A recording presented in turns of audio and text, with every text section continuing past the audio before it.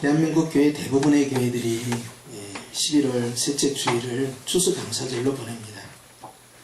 물론 구약 성경에도 추수감사가 있습니다. 그래서 두 종류의 추수감사가 있는데, 하나는 보리를 추수하는 것을 감사하는 맥추절이 있고요. 그리고 그 맥추절이 이제 오순절이라는 명칭으로 또 불리우게 되고, 그날 성령님께서 강림하신 날이 되어서 이 맥추절, 오순절, 그리고 성령 강림절을 가리켜서 주님 앞에 또 감사하는 절기를 지키죠. 두 번째 절기는 추수감사입니다. 가을 추수감사인데요. 추수감사는 이제 하나님께서 주신 알곡들에 대해서 창고에 저장을 하면서 하나님께 드리는 절기예요. 이것은 이제 수장절이라고 하는데요. 또 광야에서 출애굽 당시에 40년 동안 생활했던 것을 감사하며 기억하기 위하여 초막을 짓고 살았는데요. 그것이 또한 초막절이라고 합니다. 수장절이라고 부르기도 하고 초막절이라고 부르기도 하는 이 절기가 있어요. 유대인들에게 있어서는 3대 절기가 있는데, 그 첫 번째가 6월절입니다. 출애굽 사건이죠. 그 다음에 두 번째 사건이 맥추절로서 오순절이라고 부르기도 하는데, 이날 역시 추수와 관련된 거예요. 세 번째 3대 절기가 이제 수장절이라 하고 초막절이라 하는 건데, 이것도 역시 추수와 관련된 거예요. 그래서 학자들은 이런 초막절 또는 이 수장절에 대해서 의미부여를 할 때 이건 예수님의 재림과 관련된다라고 해석을 합니다. 예수님의 재림과 관련된다는 것은 주님의 오심이 마지막 추수를 통한 결론이기 때문에 그래요. 그렇기 때문에 알곡을 걷어들이는 그런 역사는 요한계시록에서 나오잖아요. 천사가 나타나서 이한낫을 가지고 알곡과 가라지를 분류하는데 알곡을 걷어서 창고에 넣게 됩니다. 예수님께서 마태복음 24장에서도 땅끝까지 복음이 전파되어야 주의 재림이 나타남을 말씀하셨죠. 그래서 추수와 재림은 연관성이 있어요. 그래서 오순절은 시작하는 추수라면 이제 수장절은 마무리 추수가 돼요. 그래서 재림과 초림을 함께 나타나는 것이 전부 추수를 통해서 나타납니다. 주님께서는 심지어 제자들에게 말씀하실 때 추수할 것은 많은데 일꾼이 적으니 주인에게 부탁하여 추수할 일꾼을 보내달라고 해라 라고 할 정도로, 우리가 추수를 당한 당사자이면서 우리 또한 추수를 해야 되는 일꾼이라는 이중적 구조로 하나님께서 우리를 쓰신 거죠. 그것이 교회입니다. 이런 신구약의 흐름 가운데에서 1620년에 영국에서 일이 발생을 했습니다. 당시 1517년, 지금으로부터 500년 전에 로마 바티칸을 향하여서 하나님의 말씀으로 가야 된다, 믿음으로 구원을 얻는다 하면서 일어났던 종교개혁자 마르틴 루터의 신호탄을 출발로 하여서 많은 개혁자들이 절대 권력이었던 부패한 로마 교황청과 일전을 불사하면서 영적 싸움이 진행되고 있었습니다. 그런데 그 당시에 영국 왕과 교황청 간의 갈등이 발생했습니다. 그것은 왕의 재혼 문제와 관련돼서 이제 충돌이 일어났는데, 결국 영국 왕은 로마 가톨릭의 관할을 배제하고 우리 스스로 독립된 교회를 유지하고 내가 교회의 수장이 되겠다라고 선포함으로써 영국 국교회가 발생하는데, 그것이 성공입니다.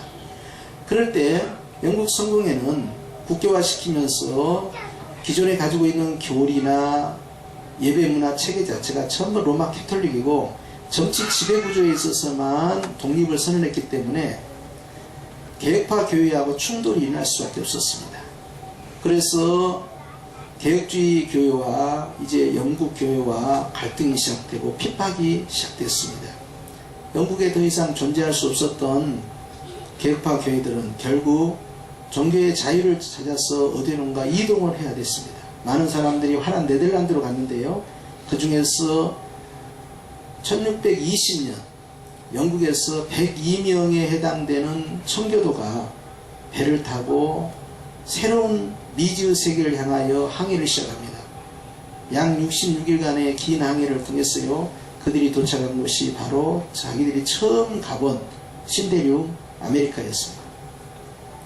그것에 가는 동안에 많은 사람들이 힘들어했고요. 식량도 부족했고, 그리고 풍토병, 그리고 여러 가지 괴질과 그 다음에 식량의 부족, 식수의 부족, 이런 걸 통해서 굉장히 힘든 상황까지 몰렸어요. 그리고 그들이 결국 11월에 도착을 했습니다. 도착했는데 이미 아메리카는 이제 겨울이 접어들고 있는 과정 가운데, 그들은 굶주린 가운데에서 출발했던 숫자의 거의 과반수에 해당되는 사람이 죽고 맙니다. 혹독한 겨울을 그곳에 지내면서 인디안들이 와서 도와주는 그러한 도움을 통해서 그 겨울을 지내고, 그리고 그들이 항구에서 정착할 곳으로 프리머스라는 해안으로 이동을 하게 됩니다. 그때가 3월입니다. 그곳으로 이동한 그들이 거기에서 해안에서 내려와서 인디안들이 도와주는 그러한 농사법, 그 다음에 여러 가지 사냥하는 기술, 이런 걸 통해서 그곳에 정착을 하면서 그의 가을 1621년 11월 마지막 넷째 주 목요일에 추수한 것들을 전부 모아서 하나님 앞에 감사 예배를 드리고 자기를 도와준 인디안들을 초청하게 되고, 자기들이 직접 잡은 칠면조를 주 요리로 해서 알곡들을 주님 앞에 드리는 감사 예배가 시작된 것이 아메리카의 추수감사절의 출발이었습니다. 이 사건을 통해서 각 지역에 있는 각 주에서도 이와 같은 동일한 모습의 감사가 문화로 정착이 되면서 아브라함 링컨에 의해서 이날을 공휴일로, 국경일로 결정을 짓고 지금까지 지내오고 있어서 그들이 싱크데이는 매년 11월 마지막 넷째 주 목요일날 하게 된 것입니다. 우리나라 같은 경우는 1904년에 초대교회의 장로님이었던 서경조 장로님이 이것을 발의를 해서 우리도 싱크데이를 해야 된다. 추석이 있지만 기독교 문화에 싱크데이가 필요하기 때문에 이것을 제안을 했습니다. 그러다가 미국 선교사들과 함께 이것을 의논하면서 선교사들이 처음 입국한 날인 11월 10일을 처음 잡았다가 나중에 수요일이 아닌 주일로 잡자 해서 매년 11월 셋째 주일을 추수감사절로 못을 받고 그날부터 온 총회가 이날을 기념해오고 오늘에까지 이루고 있습니다. 몇몇 교회는 추석과 함께 연결해서 하기도 하지만 수장절의 의미는 모든 알곡들을 걷어들이는 마지막 단계에 들어간 것처럼 우리도 사실 절기상으로는 추석은 햇살, 햇곡으로 들어가지만 추수감사절은 모든 것을 걷어들이는 마무리가 되는 그 기간과 맞아 떨어지기 때문에 이날을 계속 고수하는 것도 나쁘지가 않습니다. 다만 구약에 있어서 감사하는 그러한 절기가 유대인의 중요한 절기 가운데 3대 절기에 2절기에 포함됨으로써 감사 절기 자체가 유대인에게 종교적 의미가 얼마나 강한가 하는 것을 알 수가 있어요. 근데 감사라는 그 단어 자체가 히브리어의 호다라는 건데요. 이 감사라는 의미는 중요한 의미를 하나 품고 있는데 그것은 하나님을 찬미한다는 의미가 들어있습니다. 그렇기 때문에 감사의 축제, 맥주절이든 수장절이든 하나님 앞에 드리는 모든 감사에 찬양이 빠질 수가 없는 거예요. 감사한다 하는 것은 찬양한다. 찬양한다 그 말은 감사한다. 동일한 의미로 이 단어를 사용하게 되는 것입니다.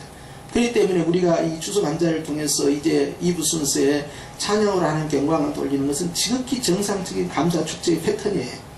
그리고 두 번째, 이 감사는 꼭 화목제물과 연결되어 있어요. 하나님과의 관계 개선입니다. 감사의 대상이 그 누구도 아니에요. 오직 한 분 하나님 한 분께만 집중되는 시간이에요. 그렇기 때문에 주님께만 모든 것을 다 드리며 주님이 하셨습니다. 주님이 수고하셨습니다. 주님의 은혜입니다 하면서 주님께 영광을 돌리는 찬미의 시간들이죠. 이렇게 해서 하나님 앞에 집중하는 이러한 제사를 통해서 이제 유대인들은 중요한 의무감을 하나 갖습니다. 그것은 절기 때마다 들어가는 건 상관이 없지만 의무적으로 들어갈 것은 6월절과 맥주절과 수장절, 이 3대 절기는 반드시 예루살렘으로 가야 된다는 원칙이 있어요. 그것이 바로 토라를 통하여서 하나님께서 주시는 명이었습니다. 그 명에 따라서 디아스포라들도 전부 원근 각지에서 몰려들어서 제물을 들고 와서 하나님께 드리게 되는데 유대인들의 11조는 세 종류의 11조가 있습니다. 하나는 소득의 11조라 해서 매년 하나님 앞에 드리는 11조가 있고요. 또 하나는요 홀수년도에 이와 관계없이 또 하나의 10의 1조를 드리게 되는데, 그것은 가난한 자들을 돕기 위한 10의 1조가 있습니다. 또 하나는 짝수년으로 들어가는데요, 추수감사와 관련돼서 하나님 앞에 드리는데, 이것은 반드시 중앙으로 올라가야 되는 것입니다. 그래서 하나님 앞에 축제를 지내고 거기에서 제사장과 레인 그리고 자기 온 가족들이 함께 기뻐하고 즐거워하고, 그리고 연약한 자들과 함께 이 축제의 장을 나누는 거예요. 그러면서 유대인들은 꼭 하나님 앞에 자기 자신을 보이는 것이 중요한 순례의 과정이에요. 이것이 오늘날과 관련돼서 우리가 이 추수 감사절에 우리가 주변에 있는 사람들을 초청을 한다든지, 또는 이제 총동원 전도주일로 만든다든지, 또는 우리가 한 번이라도 교회 왔던 분들 전부 다 원근각지에서 모이자라고 총동원 출석주일로 결정한다든지, 이런 것은 구약의 그 문화 흐름과 우리는 일맥상통한 것이기 때문에 좋은 문화예요. 이것은. 때문에 이런 축제의 장이 활성화가 되고, 이렇게 해서 전부 하나님 앞에 나와서 온 가족이 통합 예배를 드리면서 영광 돌리는 것은 지극히 성경적이다 할 수가 있습니다. 그러면서 오늘 저는 이 추수감사절에 관한 유래와 여러가지 신구약 성경의 흐름에 대해서 말씀을 드리면서 골로새 4장 2절에 있는 말씀을 요약하고자 해요. 골로새 4장 2절에 있는 말씀은 딱 두 종류입니다. 하나는 뭡니까? 첫 번째는 기도를 항상 힘써야 한다. 우리는 데살로니가전서 5장 17절에 쉬지 말고 기도하라. 이것이 너희를 향하신 하나님의 뜻이라는 사실을 다 알고 있습니다. 그렇기 때문에 기도에 항상 힘써야 한다 했을 때 우리는 거부감이 없어요. 그건 당연한 것이기 때문에. 그렇죠? 그렇게 못한 것이 늘 죄송할 뿐이고. 그렇게 생각하잖아요? 그렇지 않아요? 그렇죠? 고개 끄덕끄덕 해보십시오. 좀 해야 되는데 기도 잘 안 될 때 있고, 또 바빠서 못할 때 있고, 잊어버릴 때가 있고, 늘 그 말씀만 보면은 괜히 그냥 움츠러들고 그런 건 사실이잖아요? 예, 여러분 상당히 양심적이에요. 자, 그런데 두 번째 말씀이 좀 충격적이에요. 그 다음에 어떻게 되어 있어요? 기도에 감사함으로 깨어있으라는 거예요. 우리는 기도로 깨어있으라 그러면 금방 이해가 돼요. 아, 기도 안 하면 영적으로 자는 거야, 조는 거야. 근데 깨어있으려면 기도를 해야 돼. 여기까지는 좋았어요. 그런데 오늘 갑자기 생각지 못한 단어가 푹 들어간 거예요. 그건 뭐예요? 감사라는 단어가 들어갑니다. 결론은 이겁니다. 감사를 많이 하는 사람이 깨어있는 거예요. 감사를 적게 하면 안 깨고 뭐하고 계시는 거예요? 주무시는 겁니다. 아, 나의 삶에 있어서, 내 신령에 있어서, 내 가정에 있어서, 내 생활에 있어서 감사가 끊임없이 올라오면, 쉬지 않고 올라오고 범사에 올라오고 항상 올라오면, 그것은 뭐 하는 사람이에요? 깨어있는 사람이에요. 아무리 기도를 많이 해도 뭐가 없으면, 감사가 없으면 그건 주무시는 기도가 돼요. 감사가 이 정도입니다. 대단하죠? 할렐루야. 네. 여러분, 오늘은 뭐 하는 날입니까? 다른 날도 다 감사해야 되지만 오늘은 그날을 기억하라는 거예요. 이스라엘은 항상 두 단어가 중요합니다. 하나는 쉐마입니다. 들으라. 하나는 자카르. 지키라. 기억하여 지키라. 기억하는 것이 중요한 거예요. 근데 기억시키기 위해서 어떻게 하느냐? 절기를 만든 겁니다. 대표적인 것이 성만찬이에요. 성만찬을 통하여서 주님께서 너희를 위하여 피 흘려 죽으심을 뭐 하라는 거예요? 기억하라는 거예요. 그리고 이 죽으심을 주님 오실 때까지 전하라는 거예요. 오늘도 우리 마찬가지죠. 우리는 기억하고 지키는 겁니다. 무엇을? 주님이 나를 사랑하신 것을, 나에게 베푸신 그 은혜를 주께 감사하는 거예요. 여러분, 우리 교회가 늘 감사가 충만하다면 우리 교회는 잠자는 교회가 아니고 깨있는 교회. 잠자는 교회가 있지요? 주무시는 교회가 어디 있었어요? 라우디가 교회 아닙니까? 라우디가 교회는 가난한 교회요, 가련한 교회요, 공고한 교회요, 눈먼 교회요. 실은 잠자는 교회. 살아있다 하나 뭘 살아있겠습니까? 항상 힘들어하죠. 그래서 4대 교회나 라우디가 교회는 영적으로 굉장히 눌려 있었어요. 왜냐하면 그 안에 뭐가 없었어요? 감사가 없었어요. 여러분, 광야 40년 동안 이스라엘 백성들이 이리 다니고 저리 다니고 했잖아요. 그 40년을 한 달 안에 주파하는 방법은 딱 하나입니다. 끝까지 감사하면 상황 아웃이에요. 근데 갈 불평하는 거예요. 물이 없으면 없다고 불평하고, 고기가 없으면 고기가 없다고 불평하고, 앞에 적군이 있으면 적군이 세다고 불평하고, 심지어는 정탐꾼들이 갔다 와서 10명이 엉뚱한 소리를 막 부정적으로 해버리니까 그 앞에서 그냥 간담이 녹아가지고 또 불평하기 시작한 거예요. 감사로 홍해를 건넜으면 끝까지 감사로 요단강을 건너버렸으면 상황은 끝나는 건데, 다른 거 하라는 거 아니에요. 뭐 순종이 부족하다, 뭐 믿음이 부족하다, 여러 가지 표현할 수 있는데, 좀 더 쉽고 아주 간단한 방법은 뭐냐, 끝까지 감사했더라면 상황은 끝나버렸다는 겁니다. 너무 쉽게 갈 수 있는 걸 너무 돌아버린 거예요. 우리도 마찬가지예요. 개인이나 가정이나 우리 인생이나 우리 교회나 마찬가지예요. 주님 앞에서 끝까지 감사로 밀어붙여버리면 열립니다. 해결돼요. 할렐루야. 감사는 부드러운 것 같으면서도 핵폭탄 이상으로 너무너무 강력해서 그걸로 귀신의 왕인 사단을 잡아버린 거 아닙니까? 욥이 그 방법을 쓴 거예요. 그만큼 감사는 이렇게 강력하다. 오늘 주님이 우리에게 원하는 것은 감사예요. 맥주절도 감사, 수장절도 감사, 유대인의 모든 절기 가운데 감사는 항상 주님께 드리는 향기도가 되는 것입니다. 그렇기 때문에 오늘 또 여러분 우리 마음 가운데 예수 그리스도를 향한 그 감사함이 넘친다면 우리는 깨어있는 심령이요, 깨어있는 교회요, 승리자입니다. 이런 복이 저와 여러분의 있기를 주님을 축원합니다. 기도하십시다.